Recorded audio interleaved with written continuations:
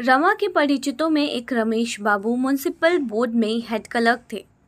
उम्र तो 40 के ऊपर थी, पर थे बड़े रसिक। शतरंज खेलने बैठ जाते तो सवेरा कर देते, दफ्तर भूल जाते, न आगे नात न पीछे पघा। जवानी में स्त्री मर गई थी, दूसरा विवाह नहीं किया। उस एकांत जीवन में सिवा विनोद के और क्या अवलंब था। चाहते तो हजारों के वारे न्यारे करते, पर रिश्वत की कौड़ी भी हराम समझते थे। रमा से बड़ा स्नेह रखते थे, और कौन सा ऐसा निठल्ला था जो रात रात भर उनसे शतरंज खेलता। आज कई दिन से बेचारे बहुत व्याकुल हो रहे थे। शतरंज की एक बाजी भी ना हुई। अखबार कहाँ तक पढ़ते। रमा इधर दो एक बार आया अवश्य, पर बिसात पर न बैठा। रमेश बाबू के मुहरे बिछा दिए, उसको पकड़कर बैठाया, पर वह बैठा नहीं। वह क्यों शतरंज खेलने लगा? बहू आई है, उसका मुंह देखेगा, उससे प्रेमालाप करेगा कि इस बूढ़े के साथ शतरंज खेलेगा। कई बार जी में आया कि उसे बुलवाएं, पर यह सोचकर कि वह क्यों आने लगा, रह गए। कहाँ जाएं, सिनेमा ही देखावे, किसी तरह समय तो कटे। सिनेमा से उन्हें बहुत प्रेम न था, पर इस वक्त उन्हें सिनेमा के सिवा और कुछ न सूझा। कपड़े पहने और जाना ही चाहते थे कि रमा ने कमरे में कदम रखा। रमेश उसे देखते ही गेंद की तरह लुढ़क कर द्वार पर जा पहुंचे और उसका हाथ पकड़कर बोले, आइए आइए बाबू रमानाथ साहब बहादुर, तुम तो इस बूढ़े को बिल्कुल भूल ही गए। हाँ भाई, अब क्यों आओगे? प्रेमिका की रसीली बातों का आनंद यहाँ कहाँ? चोरी का कुछ पता चला? रमानाथ, कुछ भी नहीं। रमेश, बहुत अच्छा हुआ थाने में रपट नहीं लिखाई, नहीं 100-200 के मत्थे और जाते। बहू को तो बड़ा दुख हुआ होगा।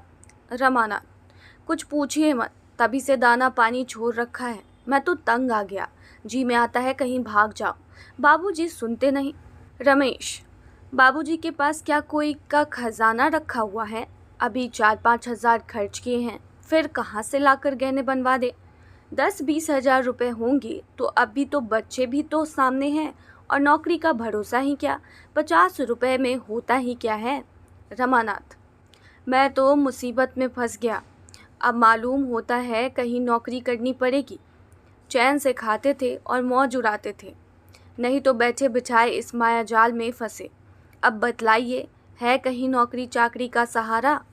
रमेश ने ताक पर से मुहरे और बिसात उतारते हुए कहा, आओ एक बाजी हो जाए, फिर इस मामले को सोचे। इसे जितना आसान समझ रहे हो उतना आसान है नहीं। अच्छे अच्छे धक्के खा रहे हैं। रमानाथ, मेरा तो इस वक्त खेलने को जी नहीं चाहता। जब तक यह प्रश्न हल न हो जाए मेरे होश ठिकाने नहीं होंगे। रमेश बाबू ने शतरंज के मुहरे बिछाते हुए कहा, आओ बैठो, एक बार तो खेल लो, फिर सोचे क्या हो सकता है। रमानाथ, जरा भी जी नहीं चाहता। मैं जानता हूँ कि सिर मुड़ाते ही ओले पड़ेंगे। मैं तो विवाह के नज़दीक ही न जाता। रमेश, अजी 2-4 चाले चलो तो आप ही आप जी लग जाएगा। जरा अकल की गांठ तो खुले। बाजी शुरू हुई। कई मामूली चालों के बाद रमेश बाबू ने रमा का रुख पीट लिया। रमा, ओह क्या गलती हुई। रमेश बाबू की आंखों में नशे की सी लाली छाने लगी। शतरंज उनके लिए शराब से कम मादक न था। बोले, बोहनी तो अच्छी हुई। तुम्हारे लिए मैं एक जगह सोच रहा हूँ, मगर वेतन बहुत कम है, केवल 30 रुपये। वह रंगी दाढ़ी वाले खां साहब नहीं हैं, उनसे काम नहीं होता। कई बार बचा चुका हूँ। सोचता था जब तक किसी तरह काम चले बने रहे। बाल बच्चे वाले आदमी हैं। वह तो कई बार कह चुके हैं कि मुझे छुट्टी दीजिए। तुम्हारे लायक तो वह जगह नहीं है, चाहो तो कर लो। यह कहते कहते रमा का फीला मार लिया। रमा ने फीले को फिर उठाने की चेष्टा करके कहा, आप मुझे बातों में लगातार मेरे मुहरे उड़ाते जाते हैं, इसकी सनद नहीं, लाओ मेरा फीला। रमेश, देखो भाई, बेईमानी मत करो। मैंने तुम्हारा फीला जबरदस्ती तो नहीं उठाया। हाँ, तो तुम्हें वह जगह मंजूर है। रामनाथ, वेतन तो 30 है। रमेश, हाँ वेतन तो कम है मगर शायद आगे चलकर बढ़ जाए। मेरी तो राय है कर लो। रमानाथ, अच्छी बात है, आपकी सलाह है तो कर लूँगा। रमेश, जगह आमदनी की है। मियाँ ने तो उसी जगह पर रहते हुए लड़के को MA LLB करा लिया। 2 कॉलेज में पढ़ते हैं। लड़कियों की शादी अच्छे घरों में की। हाँ, ज़रा समझ बूझ कर काम करने की ज़रूरत है। रमानाथ, आमदनी की मुझे परवाह नहीं, रिश्वत कोई अच्छी चीज़ तो है नहीं। रमेश, बहुत खराब, मगर बाल बच्चों वाले आदमी क्या करे। 30 रुपए में गुजर नहीं हो सकती। मैं अकेला आदमी हूँ, मेरे लिए 150 काफ़ी है। कुछ बचा भी लेता हूँ, लेकिन जिस घर में बहुत से आदमी हों, लड़कों की पढ़ाई हो, लड़कियों की शादी हो, वो आदमी क्या कर सकता है। जब तक छोटे छोटे आदमियों का वेतन इतना ना हो जाएगा कि वह भलमनसी के साथ निर्वाह कर सके, तब तक रिश्वत बंद ना होगी। यही रोटी दाल घी दूध तो वह भी खाते हैं, फिर एक को 30 रुपए और दूसरे को 300 रुपए क्यों देते हो। रमा का फर्जी पिट गया। रमेश बाबू ने बड़े जोर से कहका मारा। रमा ने रोष के साथ कहा, अगर आप चुपचाप खेलते हैं तो खेलिए, नहीं तो मैं जाता हूँ। मुझे बातों में लगाकर सारे मोहरे उड़ा लिए। रमेश, अच्छा साहब, अब बोलूँ तो जवान पकड़ लीजिए। ये लीजिए शह, तो तुम कलर्जी दे दो। उम्मीद तो है तुम्हें यह जगह मिल जाएगी, मगर जिस दिन जगह मिले मेरे साथ रात भर खेलना होगा। रमानाथ, आप तो 2 ही मातों में रोने लगते हैं। रमेश, अजीब वह दिन गए जब आप मुझे मात दिया करते थे। आजकल चंद्रमा बलवान है। इधर मैंने एक मंत्र सिद्ध किया है, क्या मजाल की कोई मात दे सके। फिर शह। रमानाथ, जी तो चाहता है दूसरी बाजी मात देकर जाऊं, मगर देर होगी। रमेश, देर क्या होगी, अभी तो 9 बजे हैं। खेल लो, दिल का अरमान निकल जाए। यह शह और मात। रमानाथ, अच्छा कल की रही, कल ललकार कर 5 मातें न दी तो कहिएगा। रमेश, अजी जाओ भी, तुम मुझे क्या मात दोगे, हिम्मत हो तो अभी सही। रमानाथ, अच्छा आइए, आप भी क्या कहेंगे, मगर मैं 5 बाजियों से कम न खेलूँगा। रमेश, 5 नहीं तुम 10 खेल लो जी, रात तो अपनी है। तो चलो फिर खाना खा ले, तब निश्चिंत होकर बैठे। तुम्हारे घर कहलाए देता हूँ कि आज यहीं सोएंगे, इंतज़ार न करें। दोनों ने भोजन किया और फिर शतरंज पर बैठे। पहली बाजी में 11 बज गए। रमेश बाबू की जीत रही। दूसरी बाजी भी उन्हीं के हाथ रही। तीसरी बाजी खत्म हुई तो 2 बज गए। रमानाथ, अब तो मुझे नींद आ रही है। रमेश, तो मुंह धो डालो, बर्फ रखी हुई है, मैं 5 बाजियां खेले बगैर सोने न दूंगा। रमेश बाबू को यह विश्वास हो रहा था कि आज मेरा सितारा बुलंद है, नहीं तो रमा को लगातार 3 मात देना आसान न था। वो समझ गए थे, इस वक्त चाहे जितनी बाजियां खेलूं, जीत मेरी ही होगी। लेकिन जब चौथी बाजी हार गए तो यह विश्वास जाता रहा। उल्टे यह भय हुआ कि कहीं लगातार हारता ना जाऊं। बोले, अब सोना चाहिए। रमानाथ, क्यों, 5 बाजियां पूरी न कर लीजिए। रमेश, कल दफ्तर भी तो जाना है। रमा ने अधिक आग्रह न किया, दोनों सोए। रमा यूं ही 8 बजे से पहले ना उठता था, फिर आज तो 3 बजे सोया था। आज तो उसे 10 बजे तक सोने का अधिकार था।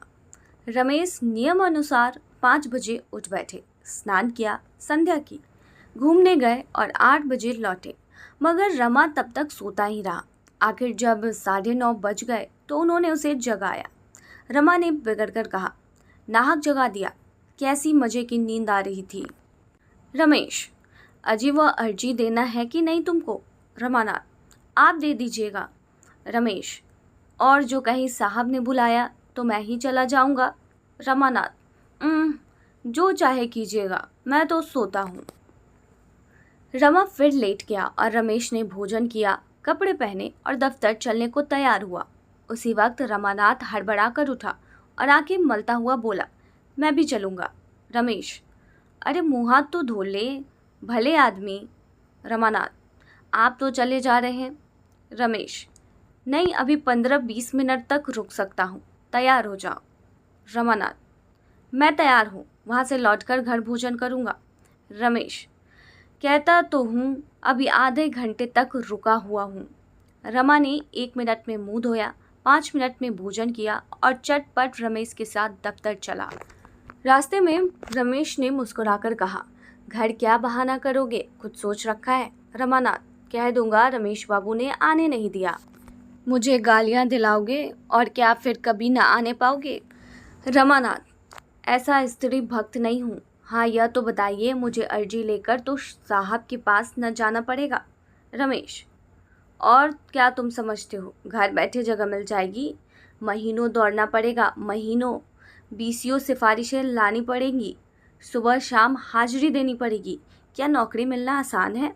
रमानाथ, तो मैं ऐसी नौकरी से बाज आया। मुझे तो अर्जी लेकर जाते ही शर्म आती है। खुशामदें कौन करेगा? पहले मुझे क्लर्कों पर बड़ी हंसी आती थी, मगर वही बला मेरे सिर पड़ी। साहब डांट वाट तो ना बताएंगे? रमेश, बुरी तरह डांटता है, लोग उसके सामने जाते हुए कांपते हैं। रमानाथ, तो फिर मैं घर जाता हूँ, यह सब मुझसे न बर्दाश्त होगा। रमेश, पहले सब ऐसे ही घबराते हैं, मगर सहते सहते आदत पड़ जाती है। तुम्हारा दिल धड़क रहा होगा कि ना जाने कैसी बीतेगी। जब मैं नौकर हुआ तो तुम्हारी उम्र मेरी भी थी और शादी हुए 3 महीने ही हुए थे। जिस दिन मेरी पेशी होने वाली थी, ऐसा घबराया हुआ था मानो फांसी पाने जा रहा हूँ। मगर तुम्हें डरने का कोई कारण नहीं है, मैं सब ठीक कर दूंगा। रमानाथ, आपको तो 20-22 साल नौकरी करते हो गए होंगे। रमेश, पूरे 25 हो गए साहब। 20 बरस तो स्त्री का देहांत हुए हो गए। 10 रुपए पर नौकर हुआ था। रमानाथ, आपने दूसरी शादी क्यों नहीं की? तब तो आपकी उम्र 25 से ज़्यादा न रही होगी। रमेश ने हंसकर कहा, बड़की खाने के बाद गुड़ खाने को किसका जी चाहता है? महल का सुख भोगने के बाद झोपड़ा किसे अच्छा लगता है? प्रेम आत्मा को तृप्त कर देता है। तुम तो मुझे जानते हो, अब तो बूढ़ा हो गया हूँ, लेकिन मैं तुमसे सच कहता हूँ, इस विधुर जीवन में मैंने किसी स्त्री की ओर आंख तक नहीं उठाई। कितनी ही सुंदरियां देखी, कई बार लोगों ने विवाह के लिए घेरा भी, लेकिन कभी इच्छा ही ना हुई। उस प्रेम की मधुर स्मृतियां में मेरे लिए प्रेम का सजीव आनंद भरा हुआ है। यूं बातें करते हुए दोनों आदमी दफ्तर पहुंच गए। रमा दफ्तर से घर पहुंचा तो 4 बज रहे थे। वह दफ्तर ही में था कि आसमान पर बादल घिराए। पानी आया ही चाहता था, पर रमा को घर पहुंचने की इतनी बेचैनी हो रही थी कि उससे रुका न गया। हाथे के बाहर भी न निकलने पाया था कि जोर की वर्षा होने लगी। आषाढ़ का पहला पानी था। एक ही क्षण में वो लथपथ हो गया। फिर भी वो कहीं रुका नहीं। नौकरी मिल जाने का शुभ समाचार सुनाने का आनंद इस दौगरे की क्या परवाह कर सकता था। वेतन तो केवल 30 ही रुपए थे, पर जगह आमदनी की थी। उसकी मन ही मन हिसाब लगा लिया था कि कितना मासिक बचत हो जाने पर वो जल्पा के लिए चंद्रहार बनवा सकेगा। अगर 50-60 रुपए महीने भी बच जाए तो 5 साल में जल्पा गहनों से लद जाएगी। कौन सा आभूषण कितने का होगा, इसका भी उसने अनुमान कर लिया था। घर पहुंचकर उसने कपड़े भी ना उतारे, लथपथ जल्पा के कमरे में पहुंच गया। जल्पा उसे देखते ही बोले, यह भी कहाँ गए, रात कहाँ गायब थे? रमानाथ, इसी नौकरी की फिक्र में पड़ा हुआ हूँ। इस वक्त दफ्तर से चला आता हूँ। म्युनिसिपैलिटी के दफ्तर में मुझे एक जगह मिल गई है। जल्पा ने उछलकर पूछा, सच? कितने की जगह है? रमा को ठीक ठाक बतलाने में संकोच हुआ। 30 की नौकरी बताना अपमान की बात थी। स्त्री की नज़रों में तुच्छ बनना कौन चाहता है? बोला, अभी तो 40 मिलेंगे, पर जल्दी तरक्की होगी, जगह आमदनी की है। जल्पा ने उसके लिए किसी बड़े पद की कल्पना कर रखी थी। बोली, 40 में क्या होगा, भला 60 सभार तो होते। रमानाथ, मिल तो सकती थी 100 रुपए की भी, पर यहाँ रौब है और आराम है। 50-60 रुपए ऊपर से मिल जाएंगे। जल्पा, तो तुम घूस लोगे, गरीबों का गला काटोगे? रमा ने हंसकर कहा, नहीं प्रिय, वह जगह ऐसी नहीं है कि गरीबों का गला काटना पड़े। बड़े बड़े महाजनों में रकमें मिलेंगी और वो खुशी से गले लगाएंगे। मैं जिसे चाहूँ दिन भर दफ्तर में खड़ा रखूँ। महाजनों का एक एक मिनट एक एक अशर्फी के बराबर है। जल्द से जल्द अपना काम कराने के लिए वे खुशामद भी करेंगे, पैसे भी देंगे। जल्पा संतुष्ट हो गई, बोली, हाँ तब ठीक है, गरीबों का काम यूं ही कर देना। रमानाथ, वो तो करूँगा ही। जल्पा, अभी अम्मा जी से तो नहीं कहा, जाकर कह आओ। मुझे तो सबसे बड़ी खुशी यही है कि अब मालूम होगा कि यहाँ मेरा भी कोई अधिकार है। रमानाथ, हाँ जाता हूँ, मगर उनसे तो मैं 20 की बतलाऊंगा। जल्पा ने उलझित होकर कहा, हाँ जी, बल्कि 15 को कहना। ऊपर की आमदनी की तो चर्चा भी करना व्यर्थ है। भीतर का हिसाब वो ले सकते हैं, मैं सबसे पहले चंद्रहार बनवाऊंगी। इतने में डाकिये ने पुकारा। रमा ने दरवाजे पर जाकर देखा तो उसके नाम का एक पार्सल आया था। महाशय दीनदयाल ने भेजा था। लेकर खुश खुश घर में आए और जल्पा के हाथों में रखकर बोले, तुम्हारे घर से आया है, देखो इसमें क्या है। रमा ने चटपट कैंची निकाली और पार्सल खोला। उसमें देवदार की एक डिबिया निकली। उसमें एक चंद्रहार रखा हुआ था। रमा ने उसे निकाल कर देखा और हंसकर बोला, ईश्वर ने तुम्हारी सुन ली, चीज़ तो बहुत अच्छी मालूम होती है। जल्पा ने कुंठित स्वर में कहा, अम्मा जी को ये क्या सूझी, यह तो उन्हीं का हार है, मैं तो इसे ना लूँगी। अभी डाक का वक्त हो तो लौटा दो। रमा ने विस्मित होकर कहा, लौटाने की क्या ज़रूरत है, वह नाराज़ ना होंगी। जल्पा ने नाक सिकोड़ कर कहा, मेरी बला से रानी रूठेगी, अपना सुहाग लेगी। मैं उनकी दया के बिना भी जीती रह सकती हूँ। आज इतने दिनों के बाद उन्हें मुझ पर दया आई है। उस वक्त दया न आई थी जब मैं उनके घर से विदा हुई थी। उनके गहने उन्हें मुबारक हो। मैं किसी का एहसान नहीं लेना चाहती। अभी उनके ओढ़ने पहनने के दिन हैं। मैं क्यों बाधक बनूं? तुम कुशल से रहोगे तो मुझे बहुत गहने मिल जाएंगे। मैं अम्मा जी को ये दिखाना चाहती हूँ कि जल्पा तुम्हारे गहनों की भूखी नहीं है। रमा ने संतोष देते हुए कहा, मेरी समझ में तो तुम्हें हार रख लेना चाहिए। सोचो उन्हें कितना दुख होगा। विदाई के समय यदि ना दिया तो अच्छा ही किया, नहीं तो और गहनों के साथ ये भी चला जाता। जल्पा, मैं इसे लूँगी नहीं, ये निश्चय है। रमानाथ, आखिर क्यों? जल्पा, मेरी इच्छा। रमानाथ, इस इच्छा का कोई तो कारण होगा। जल्पा ने रुंधे हुए स्वर से कहा, कारण यही है कि अम्मा जी इसे खुशी से नहीं दे रही। बहुत संभव है कि इसे भेजते समय वो रोई भी हूँ, और इसमें तो कोई संदेह ही नहीं है कि इसे वापस पाकर उन्हें सच्चा आनंद होगा। देने वाले का हृदय देखना चाहिए। प्रेम से यदि वह मुझे एक छल्ला भी दे दे तो मैं दोनों हाथों से ले लूँगी। जब दिल पर जब्र करके दुनिया की लाज से या किसी के धक्कारने से दिया तो क्या दिया? दान भिखारियों को दिया जाता है। मैं किसी का दान ना लूँगी, चाहे वो माता ही क्यों ना हो। माता के प्रति जल्पा का यह द्वेष देखकर रमा और कुछ न कह सका। द्वेष तर्क और प्रमाण नहीं सुनता। रमा ने हार ले लिया और चारपाई से उठता हुआ बोला, ज़रा अम्मा और बाबूजी को तो दिखा दूँ, कम से कम उनसे पूछ तो लेना ही चाहिए। जल्पा ने हार उसके हाथ से छीन लिया और बोली, वे लोग मेरे कौन होते हैं जो मैं उनसे पूछूं? केवल एक घर में रहने का नाता है। जब वह मुझे कुछ नहीं समझते तो मैं भी उन्हें कुछ नहीं समझती। यह कहते हुए उसने हार को उसी डब्बे में रख दिया और उस पर कपड़ा लपेटकर सीने लगी।